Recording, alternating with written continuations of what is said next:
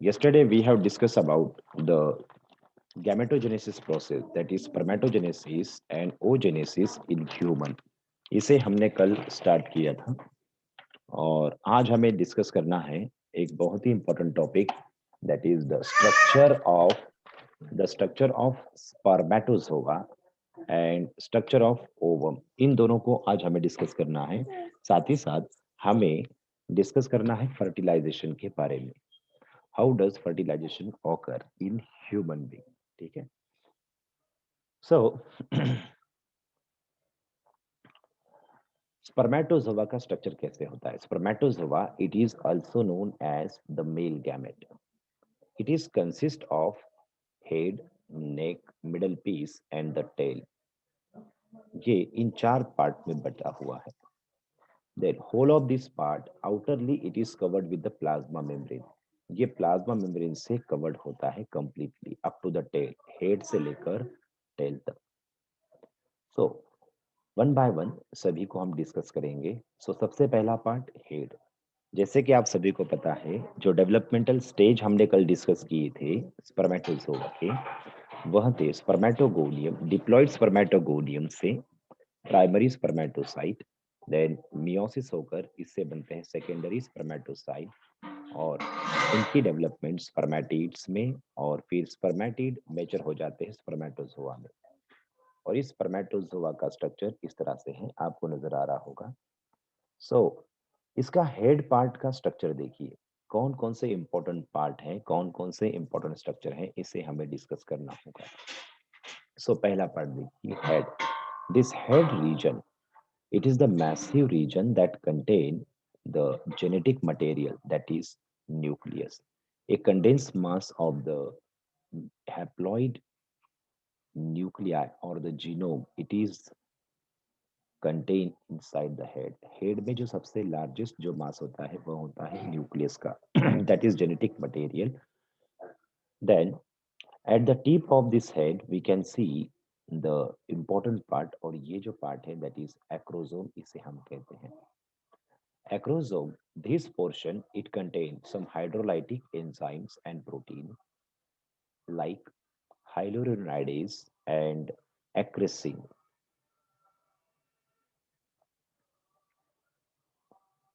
Hyaluronidase and acresin. ये जो है, these are the hydrolytic proteins, hydrolytic enzymes and protein. Hyaluronidase, ये जो enzyme है, it breaks down the zona corona radiata cells. The corona radiata, ये जो part होता है ओवम का, इसमें जो सेल्स होते हैं वह एक दूसरे से बहुत ही फिक्सली जॉइंट रहते हैं, एक दूसरे के साथ बहुत ही फिक्स जॉइंट रहते हैं with the help of a polysaccharide, that is hyaluronic acid. और इस हाइलोयूरेनिक एसिड की बॉन्डिंग को ब्रेक डाउन करता है हाइलुरोनाइडेज और कोरोना रेडियाटा को लूज कर देता है, ताकि फर्टिलाइजेशन के लिए स्पर्म ओवम की ओर जा सके। एक्रेसिन, एक्रेसिन क्या करता है? दिस एक्रेसिन, इट डाइजेस्ट और penetrate, it helps to penetrate the next region of the ovum. Okay, जो प्रोटीन से बना है। ओके, जो प्रोटीन का लेयर है जोना पेलुसिडा जिसे हम कहते हैं, zona pellucida, the that is the crystal clean region formed by the protein zona pellucida protein. It is digested by acresin. ये एक्रेसिन के द्वारा डाइजेस्ट किया जाता है। ये जो एंजाइम्स और प्रोटीन फैक्टर्स है, ये एक्रोसोम में पाए जाते हैं। This acrosome, it contain the vesicles secreted by the Golgi bodies, rich in the vesicles secreted by the Golgi bodies, and their secretion contain hyaluronidase and acresin protein. ये part head का है जो बहुत ही इंपॉर्टेंट फंक्शन परफॉर्म करता है। Next point, the middle piece. This middle piece, it is another important part that shows the presence of the two centrioles, the proximal centriole and distal centriole. ये proximal centriole और जो distal centriole है, इनके बहुत ही important function है और इनका एक तरह का टिपिकल स्ट्रक्चर्स भी है। अगर आप प्रॉक्सिमल सेंट्रियोल को देखते हो तो this proximal centriole, the centriole as yesterday, as I told you yesterday, the ovum is acentric. Ovum जो होता है या सेकेंडरी ओसाइट जो होता है, इट लैक सेंट्रियोल, उसमें सेंट्रियोल नहीं होता। फर्टिलाइजेशन होने के बाद ये जो प्रॉक्सिमल सेंट्रोल सेंट्रियोल है, when it enter into the ovum or secondary oocyte, this centriole, it helps in the formation of, or it helps in the cleavage of zygote. The first division of the zygote, the first cleavage of zygote, it is taking place by the centriole after the entry of the sperm. Okay, तो ये जो sperm में जो haploid जो genome है, single set of जो genome है, जिसे हम n is equal to 23 chromosomes कहेंगे। सो इस इस नेक पार्ट में जो प्रॉक्सिमल सेंट्रियोल है, ये after fusion it inter into the secondary oocyte, और इसकी वजह से मेल के हैप्लॉइड जीनोम और फीमेल का सेकेंडरी उस साइड का हैप्लॉइड जीनोम, इनका फ्यूजन होकर जो जाइगोट फॉर्म होता है, उस जाइगोट का डायरेक्टली डायरेक्टली वो माइटोटिक डिवीजन में इंटर हो जाते हैं, क्लीवेज में इंटर हो जाते हैं। और उन्हें क्लीवेज करने के लिए जो है सेंट्रियोल चाहिए, वह सेंट्रियोल प्रोवाइड किया जाता है किसके द्वारा? दैट इज इस प्रॉक्सिमल सेंट्रियोल के द्वारा। अगर हम इस प्रॉक्सिमल सेंट्रियोल को देखते हैं, जैसे कि आप सभी को पता है सेंट्रियोल जो होते हैं, they are consist of the duplets of, जो सेंट्रियोल होते हैं ये किसके बने हुए होते हैं? अगर हम सेंट्रियोल देखते हैं तो बीच में सेंट्रल, ओके, सेंट्रल फाइबर्स बीच में प्रेजेंट होते हैं और 9 डुप्लेट्स इन्हें सराउंड करते हैं।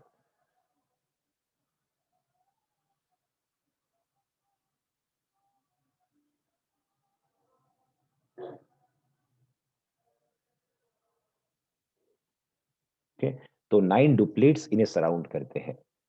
सो इसे हम अगर लिखते हैं तो आप लिखोगे ये सेंट्रल फाइबर है, सेंट्रल ट्यूबुलर फाइबर्स, और ये पेरिफेरल ट्यूबुलर फाइबर्स। सो 9 डुप्लेट्स यहाँ पर प्रेजेंट हैं, तो इस स्ट्रक्चर को हम 9+2 लिखा जाता है।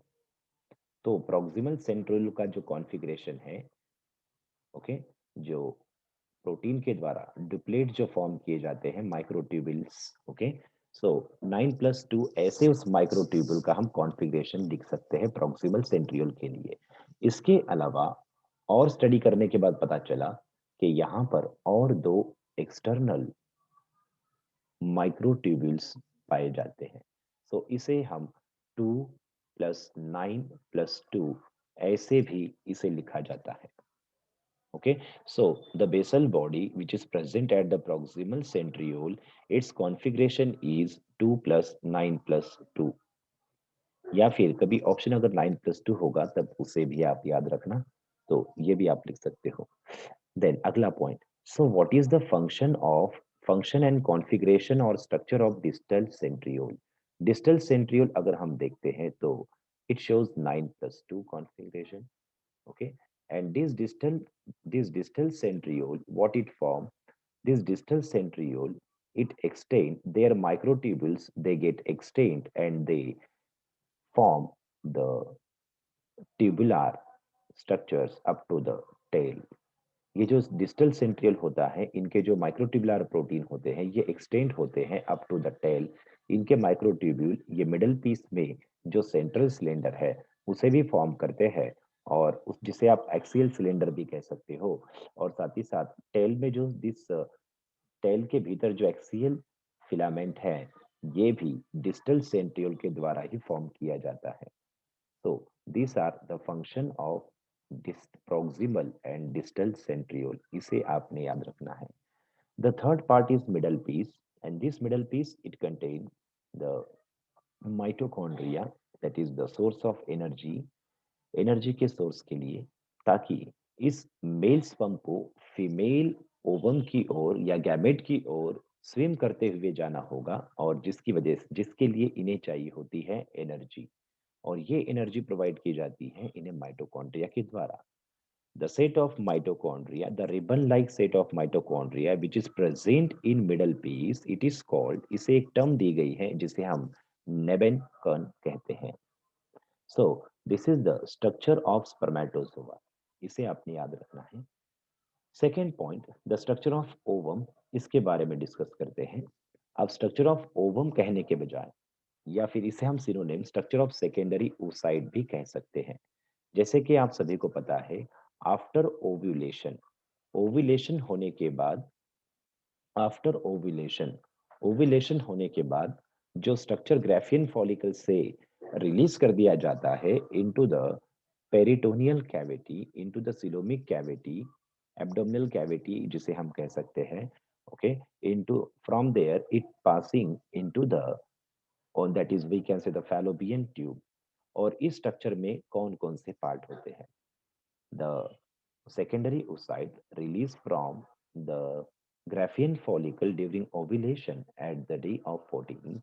It contains the secondary oocyte, haploid secondary oocyte, the first polar body, then the crystalline region of the protein, that is zona pellucida, then it is surrounded by the cortical cells and then surrounded with this corona radiata cells.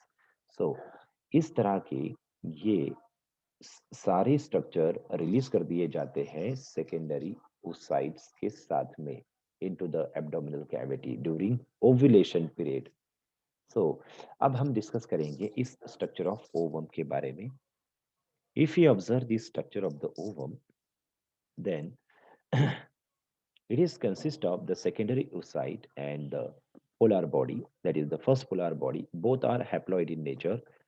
The nucleus of the secondary oocyte, we call it as the germinal vesicle. इसे हम germinal vesicle कह सकते हैं। इसे germinal vesicle कहने के पीछे एक मकसद है, क्योंकि इनके भीतर इस इनके भीतर जो इस सेकेंडरी oocyte के भीतर जो Golgi bodies, endoplasmic reticulum, mitochondria होते हैं, ये सारे के सारे इस न्यूक्लियस के अराउंड में जमा होकर जर्मिनल वेसिकल फॉर्म करते हैं। साथ ही साथ ये प्लाज्मा मेम्ब्रेन की ओर अलाइन होकर सिक्रीशन फॉर्म कर कर ये एक लेयर फॉर्म करते हैं जो आगे जाकर फर्टिलाइजेशन में हेल्प करेगा, specially the Golgi bodies. Okay, उसके बारे में डिस्कस करेंगे। This as I told you yesterday, during the formation of the secondary oocyte from primary oocytes, the meiosis first division is taking place. Meiosis first complete hota hai, and this secondary oocyte it remain present in temporarily arrested in metaphase second stage. It is rich in cytoplasm, oplasm, उसे हम oplasm कहेंगे। Okay, जो asymmetric division होता है cytoplasm का, equal division of nucleus but asymmetric division of the cytoplasm taking place, due to which these secondary oocyte it contain high quantity of cytoplasm nutrients, and this polar body it does not contain cytoplasm, or it is present then it is very less quantity. Then इस secondary oocyte को ही हम ovum भी कहते हैं। This ovum it lack, अब हम यहाँ पर इसे सेकेंडरी oocyte के बदले हम ओवम इस टर्म का इस्तेमाल करते हैं, ठीक है। सो ये जो ओवम है इस ओवम का जो साइज है it is about 0.1 millimeter. So this ovum it is largest, multiple times larger than the sperm. Then ये जो ओवम है, coincidentally this ovum it is the largest cell of human body. ये ovum जो है ये largest cell कहलाती है human body की। Then it lack the centriole, that is a centric ovum present in human female. और एक बहुत ही इंपॉर्टेंट पार्ट होता है, ये जो ओवम है और जो ओवम या फीमेल गैमेट जो होता है, कई बार ये क्वेश्चन भी पूछा गया है सीटी में, इट इज अलेसिथ। ये जो इसे हम ओवम एक्सेल फीमेल गैमेट जो कहते हैं, इट इज ए लेसिथल, और कहीं कहीं जगह पर आपको माइक्रोलेसिथल भी दिखाई देगा। माइक्रोलेसिथल का मतलब होता है the negligible yolk present in the egg cell और एग, इसे हम कहते हैं माइक्रोलेसिथल। मगर वो जो निग्लिजिबल क्वांटिटी है उसे अगर हम मानते ही नहीं तब उसे हम अलेसिटल एग कहेंगे। ओके, देयरफॉर इसे अलेसिटल एग कहा जाएगा। अगला पॉइंट, अब जो प्लाज्मा मेम्ब्रेन होती है, द मेच्योर ओवम और egg cell, their plasma membrane it is modified into the vitelline membrane. जो वाइटेलाइन मेम्ब्रेन जो वाइटेलाइन मेम्ब्रेन की तरह जो स्ट्रक्चर फॉर्म किया जाता है due to the aggregation of mitochondria, endoplasmic reticulum और गोल्गी बॉडीज, ये सारे के सारे पेरिफेरली इकट्ठा होकर वाइटेलाइन मेम्ब्रेन को फॉर्म करते हैं। ओके, देन इस वाइटेलाइन मेम्ब्रेन के बाहर जो प्लाज्मा मेम्ब्रेन का जो पार्ट है, ओके, और उस वाइटेलाइन मेम्ब्रेन और प्लाज्मा मेम्ब्रेन के बीच का जो गैप है उसे हम पेरीवाइटेलाइन स्पेस कहेंगे। Okay, so this one is vitelline membrane, that is plasma membrane के बहुत ही क्लोज कांटेक्ट होता है, जिस वजह से हम कह सकते हैं कि ये जो पेरीवाइटेलाइन स्पेस है, सॉरी, ये जो पेरीवाइटेलाइन ये जो वाइटेलाइन मेम्ब्रेन है ये प्लाज्मा मेम्ब्रेन का ही पार्ट है, ऐसे हम कह सकते हैं। ठीक है, क्योंकि इन दोनों के बीच में बहुत ही क्लोज कांटेक्ट है, इस वजह से। अगला पॉइंट है, सी जैसे कि आपको पता है ग्राफियन फॉलिकल फॉर्मेशन जब सेकेंडरी oocyte फॉर्म हो रहा था उस समय हमने देखा कि जो सेल्स प्राइमरी oocytes के आसपास होते हैं, दे becomes they get dissolved and become crystal, that is they become crystal clean and secreted by or formed by they secrete or form the spatial type of the protein, ये special protein जो होते हैं वो form करते हैं। Okay, सो जिस वजह से एक क्रिस्टल क्लीन लेयर फॉर्म हो जाती है इस प्राइमरी oocyte के अराउंड में, जो सेकेंडरी oocyte में भी रहती है, जिसे हम कहते हैं जोना पेलिसिडा लेयर, जिसे हम क्या कहते हैं, जोना पेलिसिडा लेयर। और ये जो जोना पेलिसिडा लेयर है, इस जोना पेलिसिडा लेयर पर एक प्रोटीन होता है जिसे हम फर्टिलाइजिन प्रोटीन कहते हैं। क्या कहते हैं, फर्टिलाइजिन प्रोटीन। और ये फर्टिलाइजिन प्रोटीन स्पर्म के हेड पर प्रेजेंट रहने वाले एंटी फर्टिलाइजिन का कॉम्प्लीमेंट्री होता है। एक पॉइंट हम आपको यहाँ बताना भूल गए थे, जो ये है कि इस स्पर्म के हेड पर एंटी फर्टिलाइजिन प्रोटीन होता है, जो इस गोल्गी बॉडी का ही सिक्रेशन होता है। और ये एंटी फर्टिलाइजिन एक्रोसोम के टिप पर रहने वाला और अ, इस ओवम के जोना पेलिसिडा पर रहने वाले जो प्रोटीन है जिसे हम फर्टिलाइजिन प्रोटीन कहते हैं। सो स्पर्म के एंटी फर्टिलाइजिन और इस ओवम के जोना पेलिसिडा लेयर में पाए जाने वाले फर्टिलाइजिन, ये एक दूसरे के कॉम्प्लीमेंट्री होते हैं। ओके, फर्टिलाइजिन, एंटी फर्टिलाइजिन, ये दोनों एक दूसरे की ओर मींस अट्रैक्ट होते हैं। We can say the fertilizing protein of zona pellucida, the fertilizing receptor of zona pellucida, it attract the anti-fertilizing receptors of the sperm for fertilization. Okay, इसी वजह से इस ओवम के आसपास कई सारे तादाद में जो स्पर्म होते हैं वह इकट्ठे हो जाते हैं। ओके, सो जोना पेलिसिडा ये इस तरह का प्रोटीन क्रिस्टल क्लीन रीजन होता है जहां पर हमें नजर आते हैं क्या, दैट इज फर्टिलाइजिंग प्रोटीन। अगला पॉइंट, इस जोना पेलिसिडा के अराउंड में जो सेल्स रेडिएटिंग और एमेबॉइड जो सेल्स नजर आ रहे हैं, इसे हम दैट इज कोरोना रेडियाटा कहते हैं। अब ये जो कोरोना रेडियाटा के जो सेल्स है, they are fix with each other by the polysaccharide. उस पॉलीसैकेराइड का नाम है, उसे हम कहते हैं हाइलोयूरेनिक एसिड। उस उसका नाम क्या है, हाइलोयूरेनिक एसिड। और जैसे कि हमने आपको बताया हाइलोयूरेनिक एसिड को जो जो ब्रेक डाउन करता है वह एंजाइम एक्रोजिन में प्रेजेंट होता है, दैट इज उसे हम हाइलोयूरोनाइडेज कहते हैं। ये हमने देखा। ओके, सो इस तरह का जो स्ट्रक्चर है ये सेकेंडरी oocyte या फिर ओवम या फिर एग का स्ट्रक्चर है। एक बात याद रखना है, the haploid nucleus of the ovum, इसे हम जर्मिनल वेसिकल भी कह सकते हैं। आगे जाकर इसे हम प्रो न्यूक्लियस कहेंगे जब स्पर्म और ओवम का फ्यूजन होगा तब।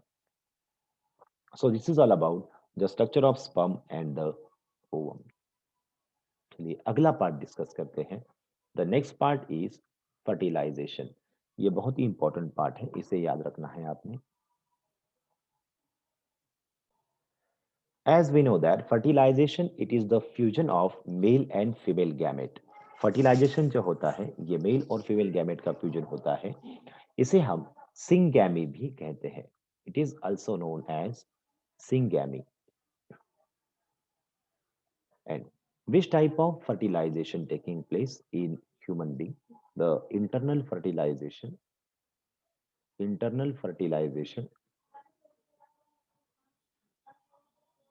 then oogamous syngamy occur in human being.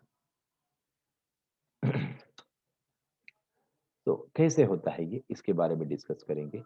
After the formation of the ovum, okay, in Graafian follicle, or we can say secondary oocyte, when it's formed in Graafian follicle, it is released into the abdominal cavity.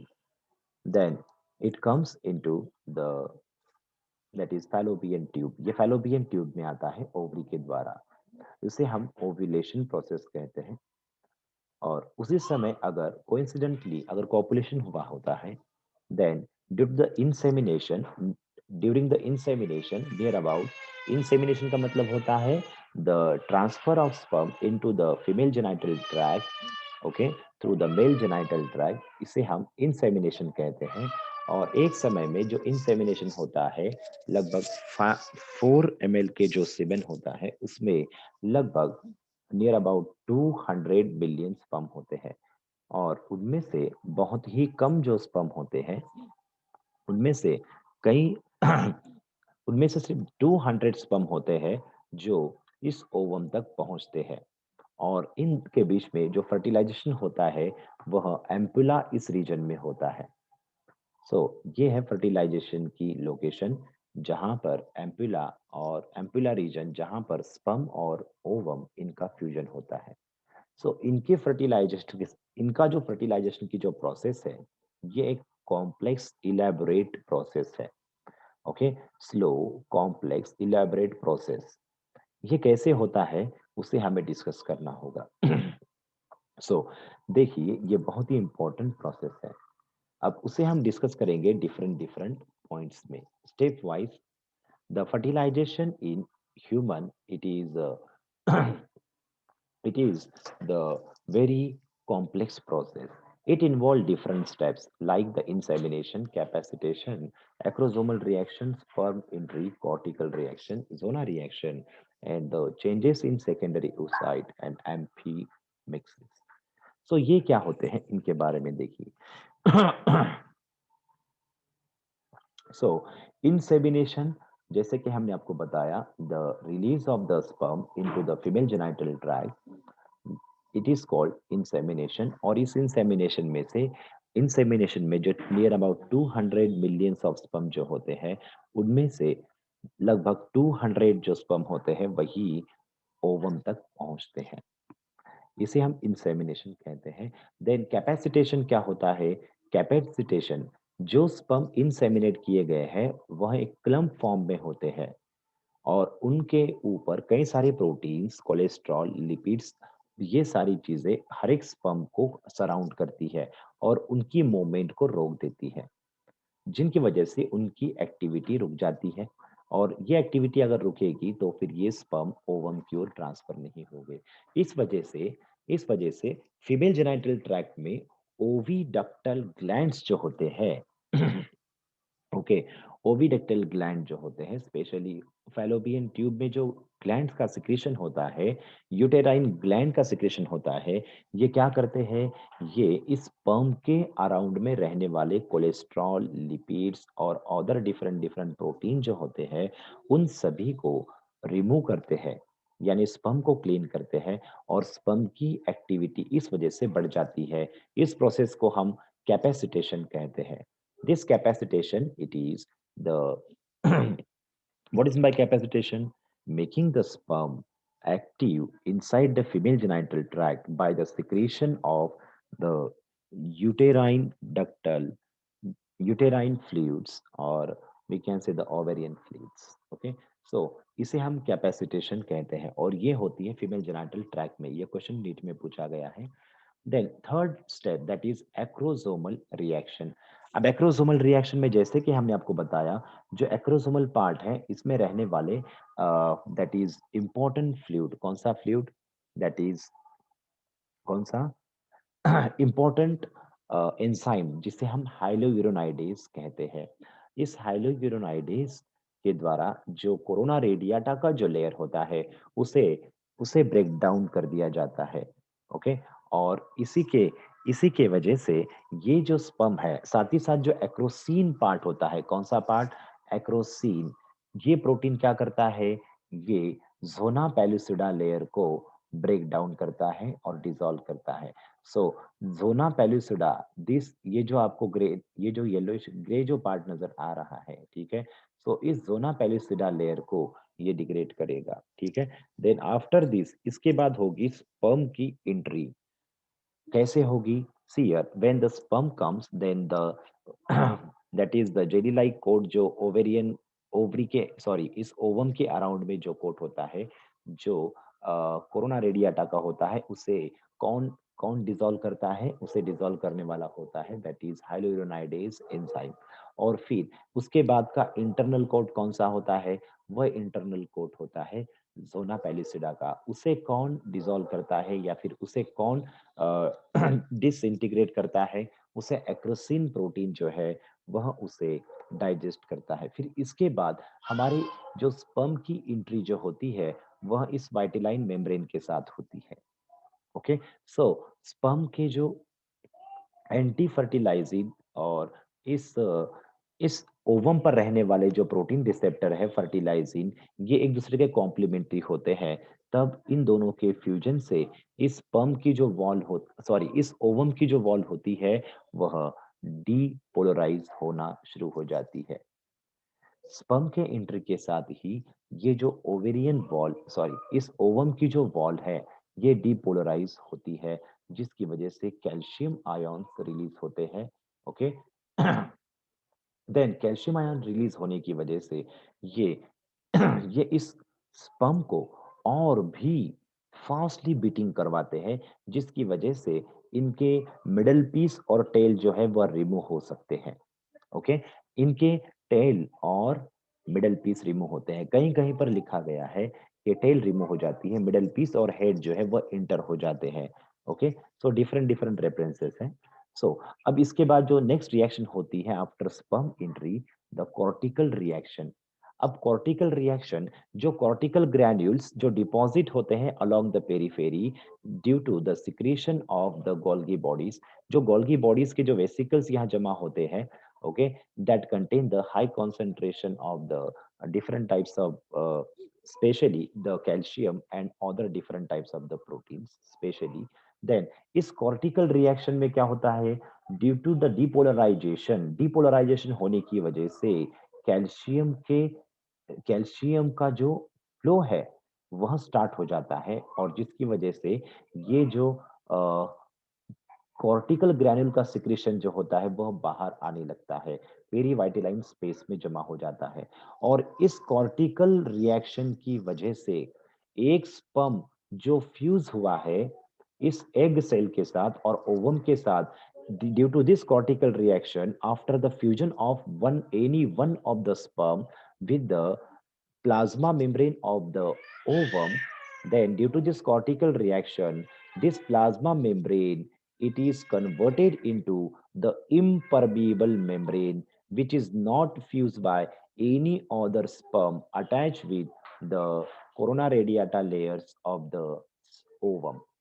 इस cortical reaction की वजह से जो एक एक कई सौ जो स्पर्म है उनमें से कोई भी एक स्पर्म जो कॉर्टिकल रिएक्शन करवा देता है, उसके बाद और दूसरा कोई ऐसा स्पर्म नहीं होता जो कॉर्टिकल रिएक्शन फिर से कर सके। क्यों? क्योंकि इस कॉर्टिकल ग्रैन्यूल्स जब बाहर सीक्रेट होते हैं तो ये इस एग मेम्ब्रेन को इम्परमीबल मेम्ब्रेन में कन्वर्ट कर देते हैं, जिसकी वजह से पॉलीस्पर्मी अवॉइड हो जाती है। ओके, देन इसे हम इसे हम कहेंगे cortical reaction. Then zona reaction, zona reaction में जो okay, zona reaction Zona reaction is related with the that is the zona reaction हमें पहले ही लेना चाहिए था, ठीक है, no problem. So zona reaction में जो जोना पैलिसुडा लेयर है वह डिफ्यूज हो चुका है, ठीक है। अब जोना रिएक्शन में जो कॉर्टिकल ग्रैन्यूल्स है वह इस जोना पैलिसिडा को कन्वर्ट कर देती है इम्परमीबल मेम्ब्रेन में। वैसे तो कॉर्टिकल मेम्ब्रेन जो कॉर्टिकल ग्रैन्यूल्स है वह प्लाज्मा मेम्ब्रेन को इम्परमेबल करती है, मगर इसी का इफेक्ट जो होता है जोना रिएक्शन, जो जोना पैलिसिडा है it becomes impermeable as well, वह भी इम्परमेबल हो जाता है ताकि दूसरा कोई और स्पर्म इंटर ना हो सके। Okay, then next one secondary, उस साइट में क्या-क्या चेंजेस होते हैं उसके बारे में डिस्कस करते हैं। अब ये स्पर्म फ्यूज हो चुका है और इसने अपना जो हैप्लॉइड जो न्यूक्लियस है उसने उसे इस एग सेल के भीतर इंटर करवा दिया है। See here, after the entry of nucleus of male gamete into the ooplasm of female gamete और ओवम। बच्चों लास्ट का 1 मिनट बचा हुआ है, कुछ सेकंड में ये बंद हो जाएगा, आप फिर से री एंटर हो जाना है, ठीक है। देन इस इस न्यूक्लियस के, इस स्पर्म के न्यूक्लियस के एंट्री के साथ ही हम उसे मेल प्रो न्यूक्लियस कहेंगे और फीमेल का जो प्रो न्यूक्लियस, फीमेल का जो जर्मिनल वेसिकल है उसे हम फीमेल प्रो न्यूक्लियस कहेंगे, ठीक है। 1 मिनट। हाँ, सो अब इन दोनों के बीच में सियर जो हमने आपको बताया जो प्रॉक्सिमल सेंट्रियोल है उसके एंट्री के साथ ही यहाँ पर